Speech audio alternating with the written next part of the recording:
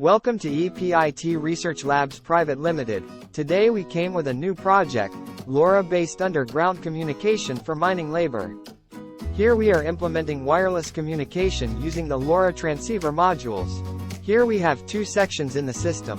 One device is kept at labor side and another one is kept at monitoring side. Let us go through the components used in the sensing unit. First, Arduino Nano as a microcontroller. And it is connected with multiple sensors, DHT11 for temperature and humidity measurement, carbon monoxide sensor, vibration sensor and oxygen sensor. SX1278 LoRa module for wireless communication. LM2596 module for step-down voltage regulator. LCD display for locally monitoring the data. And also we have couple of switches for emergency situations.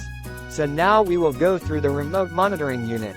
Here also we have used SX1278 LoRa module and Arduino Nano, but we don't have any sensor connected, and LCD display is for monitoring the data. Now we will go through the working of this device. Now I powered the both units.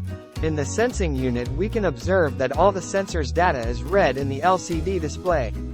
At the same time the total data will be transmitted and displayed in the monitoring unit as well.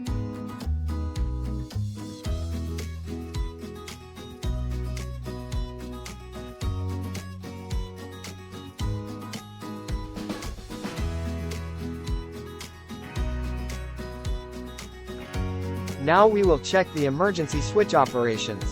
When I click the M switches at sensing unit, it's triggered the buzzers at monitoring unit.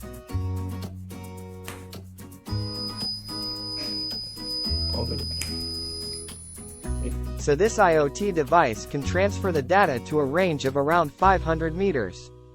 This LoRa-based wireless communication device is very helpful for the people who are working at remote locations and undergrounds where there is no availability of internet. This all about the LoRa-based communication system. Thank you for watching the video. Please subscribe to our channel EPIT Research Labs Private Limited.